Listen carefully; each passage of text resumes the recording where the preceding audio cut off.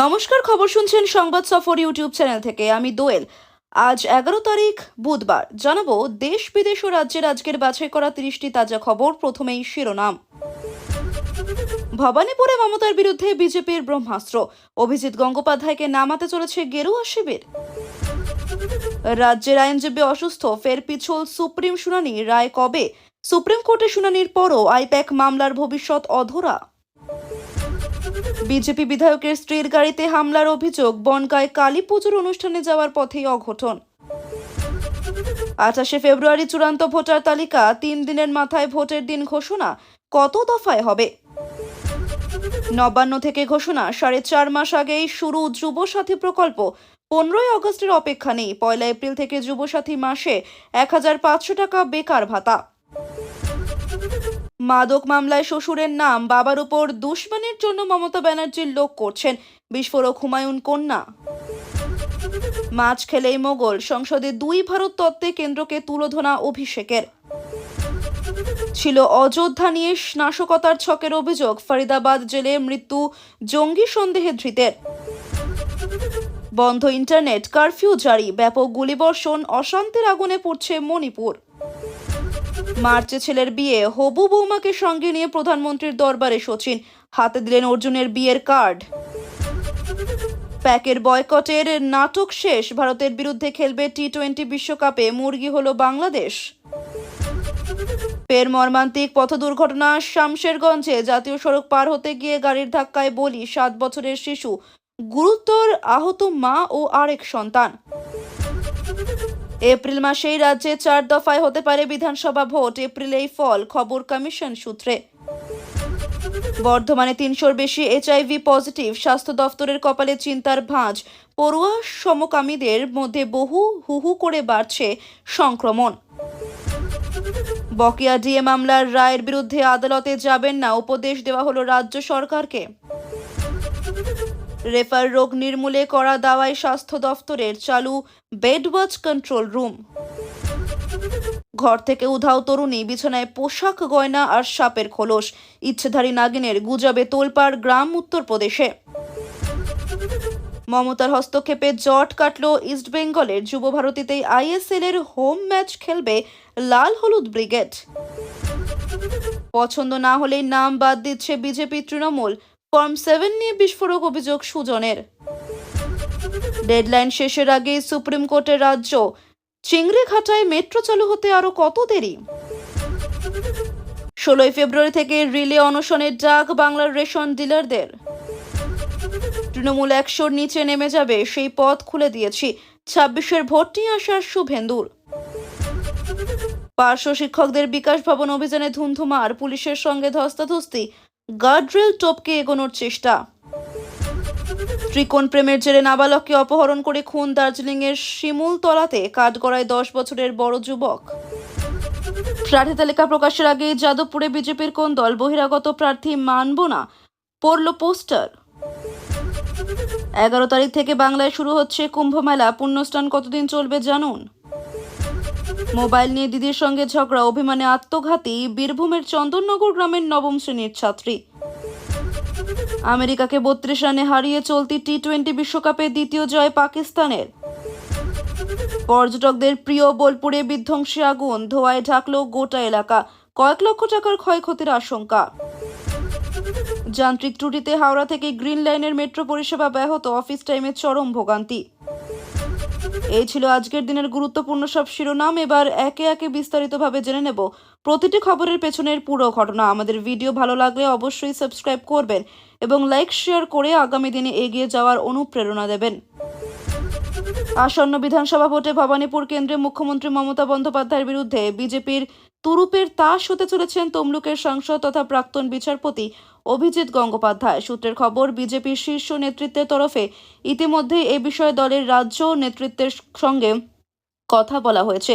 রাজ্য নেতৃত্ব জানিয়ে দিয়েছে মমতার বিরুদ্ধে অভিজিৎ গঙ্গোপাধ্যায়ের প্রার্থী করা হলে জোর লড়াই দেওয়া যাবে। এই বিষয়ে তমলুকের সাংসদ অভিজিৎ গঙ্গোপাধ্যায়ের সঙ্গে কথা বলেছিলেন এই মুহূর্তে .com।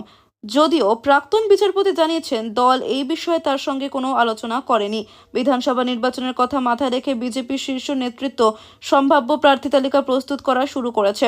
বিদায় বিজেপি বিধায়কদের মধ্যে যাদের টিকিট দেওয়া হবে না তাদের বিকল্প খোঁজা যেমন শুরু হয়েছে, তেমনি মমতা বন্দ্যোপাধ্যায় সহ তৃণমূলের হেভিওয়েট নেতাদের বিরুদ্ধেও যোগ্য প্রার্থীদের বাছাইয়ের প্রক্রিয়া শুরু করে দিয়েছে। প্রতিটি কেন্দ্রের সম্ভাব্য পছন্দের ৩ প্রার্থীর তালিকা যেমন তৈরি হচ্ছে, তেমনি সম্ভাব্য অপছন্দের যাদের কোনোভাবেই প্রার্থী করা যাবে না তালিকাও প্রস্তুত করা হচ্ছে। বিজেপি শীর্ষ নেতৃত্ব এবার পাখির চোখ করেছে ভবানীপুর কেন্দ্রকে। এই আসন থেকেই লড়বেন রাজ্যের মুখ্যমন্ত্রী মমতা বন্দ্যোপাধ্যায়। তাকে চ্যালেঞ্জ ছুড়তে প্রাক্তন বিচারপতি অভিজিৎ গঙ্গোপাধ্যায়কে ওই কেন্দ্র থেকে প্রার্থী করার বিষয়ে চিন্তাভাবনা শুরু করে দিয়েছেন অমিত শাহ, বিএলএ সন্তোষরা।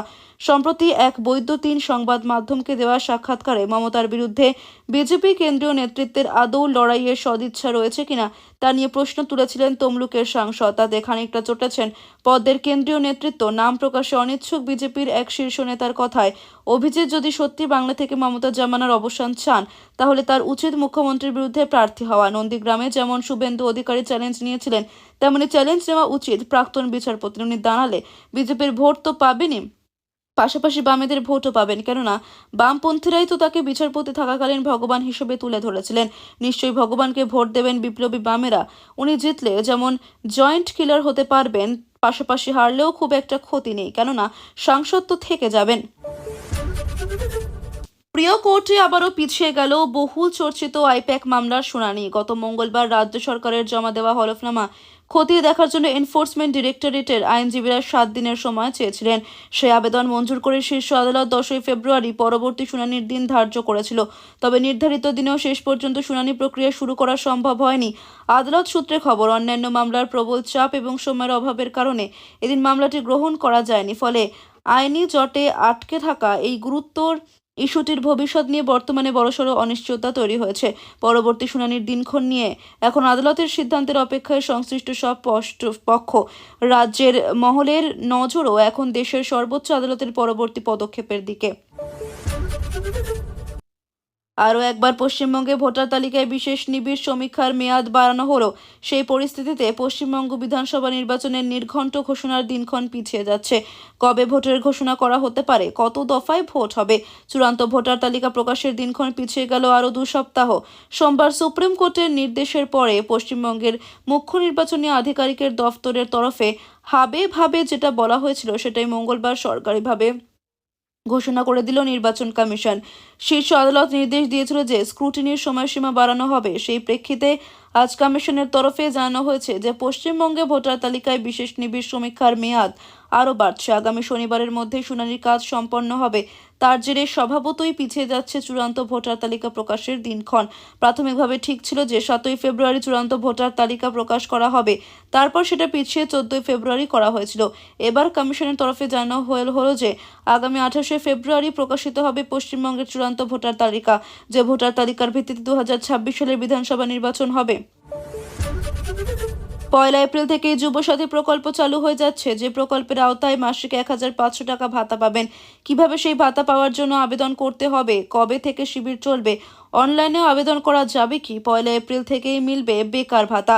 দিন কয়েক আগে রাজ্য বাজেটে ঘোষণা করা হয়েছিল যে আগামী 15 আগস্ট থেকে যুবসাথী প্রকল্প চালু করা হবে। তবে মঙ্গলবার মুখ্যমন্ত্রী মমতা বন্দ্যোপাধ্যায় জানিয়েছেন নয়া অর্থবর্ষের প্রথম দিন থেকেই যুবসাথী প্রকল্প চালু করা হচ্ছে, অর্থাৎ 4.5 মাস আগে থেকে যুবসাথী প্রকল্পের আওতায় বেকার ভাতা হিসেবে মাসিক 1500 টাকা দেওয়া হবে বলে ঘোষণা করেছেন মুখ্যমন্ত্রী।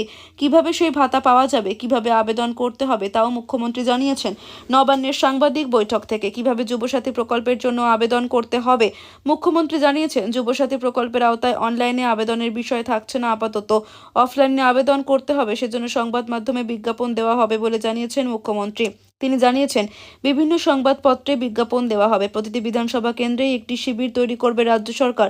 সেখানে গিয়ে যুবসাথী প্রকল্পের আবেদন করতে পারবেন। 1 এপ্রিল থেকেই মিলবে বেকার ভাতা। দিন কয়েক আগে রাজ্য বাজেটে ঘোষণা করা হয়েছিল যে আগামী 15 আগস্ট থেকে যুবসাথী প্রকল্প চালু করা হবে।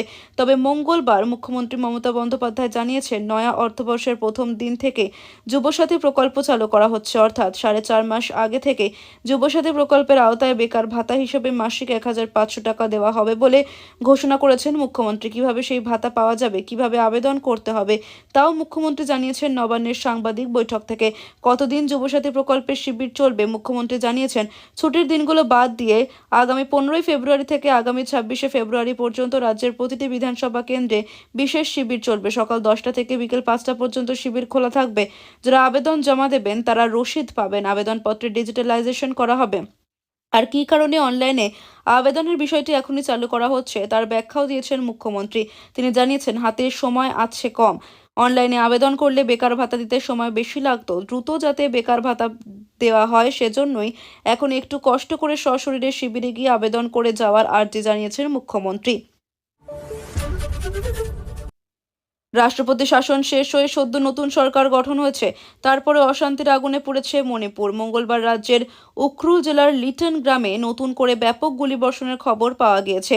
বেশ কয়েকটি বাড়িতে আগুন লাগানো হয়। দফায় দফায় চলা গুলির শব্দে গোটা এলাকায় চরম আতঙ্ক ও উত্তেজনা ছড়িয়ে পড়েছে। পরিস্থিতি নিয়ন্ত্রণে আনতে জেলা জুড়ে কারফিউ জারি এবং অপপ্রচার ও গুজব ঠেকাতে আগামী 5 দিনের জন্য ইন্টারনেট পরিষেবা বন্ধ করে দিয়েছে প্রশাসন। জ্বলছে ঘরবাড়ি, আশ্রয়হীন স্থানীয়রা। সূত্রের খবর, রবিবারের অশান্ত পরিস্থিতি নিয়ন্ত্রণে আসলেও সোমবার রাত থেকে মঙ্গলবার ভোর পর্যন্ত দুষ্কৃতীরা লিটন গ্রামের একাধিক বাড়িতে আগুন লাগিয়ে দেয়। সোমবার সন্ধ্যা পর্যন্ত 21টি বাড়ি পুড়ে যাওয়ার খবর পাওয়া গিয়েছিল, তবে ভোরের তাণ্ডবের পর সেই সংখ্যা বেড়ে দাঁড়িয়েছে প্রায় 30-এ। যদিও সরকারিভাবে এখনও নির্দিষ্ট সংখ্যা জানানো হয়নি। সেই ঘটনায় গ্রামবাসীরা আতঙ্কিত হয়ে পড়েন এবং প্রাণ ভরে ভয়ে ঘর ছাড়ছেন। লিটন গ্রামের কুকি এবং তাংখুল উভয় সম্প্রদায়ের মানুষই নিজেদের প্রয়োজনীয় আসবাব ও সরঞ্জাম নিয়ে নিরাপদ আশ্রয়ের খোঁজে গ্রাম ছেড়ে পালাচ্ছেন। পরিস্থিতি নিয়ন্ত্রণে আনতে এলাকায় বিশাল পুলিশ বাহিনী ও আধা সেনা মোতায়েন করা হয়েছে, তবে নিরাপত্তা বাহিনীর উপস্থিতিতেও এলাকায় চাপা উত্তেজনা ও মাঝে মাঝে গুলির আওয়াজ পাওয়া যাচ্ছে। রোগীর প্রাণ যায় যায় অবস্থা, যে কোনো মুহূর্তেই আসতে পারে মৃত্যু। পরিজনরা নিয়ে এসেছেন কোনো হাসপাতালে এমার্জেন্সিতে, তাকে দেখে রেফার করে দেওয়া হলো অন্যত্র। অন্য কোনো জায়গায় নিয়ে যাওয়া হলে হয়তো বলা হতো বেড নেই। এভাবে প্রাণ হারিয়েছেন অনেক মানুষ। এই মুহূর্তে রাজ্যের স্বাস্থ্য ব্যবস্থার মারাত্মক রোগ হলো এই রেফার রোগ, আর সরকারি হাসপাতালে এই রেফার রোগ সারাতে উদ্যোগী হলো স্বাস্থ্য দফতর। রেফারের মতো গুরুতর পরিস্থিতি ঠেকাতে নয়া কন্ট্রোল রুম খুলল স্বাস্থ্য দফতর। সোমবার থেকেই কাজ শুরু করেছে নয়া কন্ট্রোল রুম। এই ইন্টিগ্রেটেড কন্ট্রোল রুমে থাকবেন 12 জন আধিকারিক। তাদের নামও প্রকাশ করেছে স্বাস্থ্য দফতর। ডক্টর দেবযানী বন্দ্যোপাধ্যায়, ডক্টর সুনেত্রা কবিরাজ রায়, ডক্টর তৌসিফ রবি, ডক্টর সুমন দত্ত, ডক্টর তনুজা কবির, ডক্টর সুস্মিতা চক্রবর্তী, ডক্টর জয়শ্রী পাঠক, দিলীপ কুমার গিরি গোস্বামী, জয়তী বন্দ্যোপাধ্যায়, রুচিরা বন্দ্যোপাধ্যায়, তুহিন রায়, প্রীতম দাস থাকবেন স্বাস্থ্য ভবনের এই কন্ট্রোল রুমে। ফি দিন সোম থেকে শনি 2 শিফটে চলবে এই কন্ট্রোল রুম। প্রথম শিফট সকাল 9টা থেকে দুপুর 2টো, দ্বিতীয় শিফট দুপুর 2টো থেকে সন্ধ্যে 7টা। 2টি শিফট কন্ট্রোল রুমের কাজ ভাগ করে দেওয়ার মূল কারণ সরকারি হাসপাতালে কখনোই যেন অসুবিধায় না পড়েন আমজনতা। কন্ট্রোল রুমের সদস্য ডক্টর জয়শ্রী পাঠক জানিয়েছেন, রেফার ব্যবস্থার তদারকির পাশাপাশি প্রতিটি সরকারি হাসপাতালে ওপিডি ঠিক সময়ে খুলছে কিনা তার উপরেও নজর রাখবে কন্ট্রোল রুম।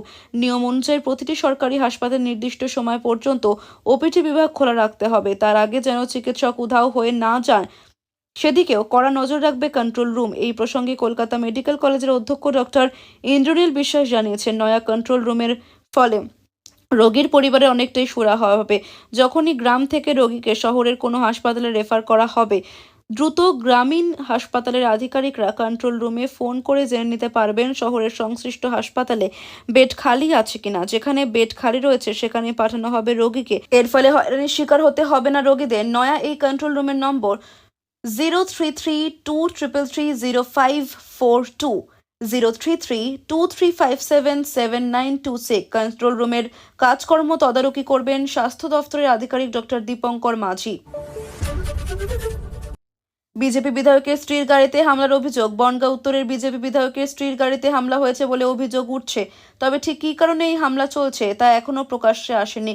মূলত বনগাঁয় কালী পুজোর অনুষ্ঠানে যাচ্ছিলেন অশোক কীর্তনিয়ার স্ত্রী মৌমিতা কীর্তনিয়া। সে সময় আচমকায় তাদের সামনে সশস্ত্র অবস্থায় কয়েকজন ঘিরে ধরে।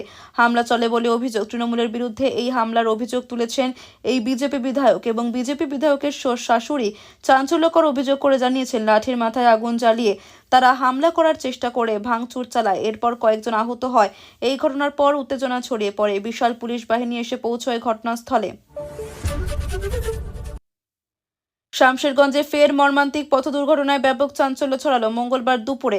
শামশেরগঞ্জ থানার অন্তর্গত আকুড়া মোড় 12 নম্বর জাতীয় সড়কে ঘটে গেল চরম অঘটন। দুই সন্তানকে নিয়ে জাতীয় সড়ক পার হওয়ার সময় দ্রুতগতির একটি 4 চাকা গাড়ির ধাক্কায় ঘটনাস্থলে মৃত্যু হয় 7 বছরের এক শিশুর। গুরুতর জখম অবস্থায় হাসপাতালে ভর্তি রয়েছেন মা ও আরেক সন্তান। পুলিশ সূত্রে জানা গিয়েছে, মৃত শিশুর নাম ইমতিয়াজ আহমেদ ওরফে রিহান, বয়স 7। জখম মায়ের নাম পলি খাতুন এবং অপর সন্তানের নাম রিয়াজ শেখ। তাদের বাড়ি মুর্শিদাবাদ জেলার শামশেরগঞ্জের নতুন মালুঞ্চা এলাকায়।